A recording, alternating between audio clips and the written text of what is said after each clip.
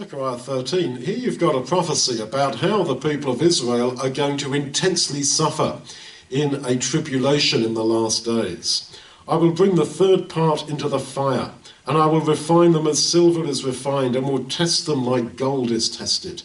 That is, until all the dross falls off and the beautiful pure gold or silver is revealed by the fire.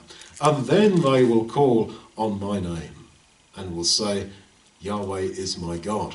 So then, the idea of tribulation and suffering for God's people is to get the dross out of them, and that they will then call upon God's name. This then is the intention of their suffering. But these words are quoted in the New Testament by the Apostle Peter about us now, that we are going through the trial of our faith, just as gold is put into the fire to purify it.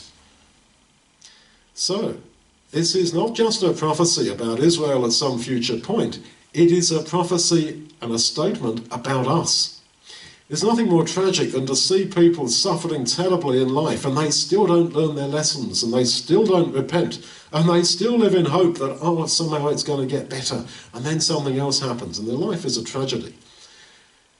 Don't waste your life. Don't waste your tribulation. Don't waste your pain. Don't waste your suffering. It is not punishment so much as God seeking to make a good thing better. And so we cannot precisely attach meaning to event that, oh, this suffering happens so that this should happen. No. But the overall message of all this is that it is for a purpose. There is no random. There is no bad luck. Ultimately, there's nothing terribly unfair that just hit you out of left field in life. And it shouldn't have been like that. It had to be. In God's purpose. This is where life without God, without understanding these things, is so hard, because you're just trying to dodge the bullets and dodge this suffering and dodge that suffering. And if you get hit, well, that's a tragedy. No, for us, we can relax. Yeah, this must happen. I'm gold, and I must go through the fire.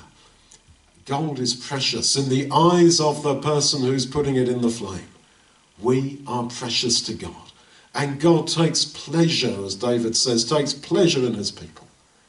He loves us, and he's trying to make a good thing better.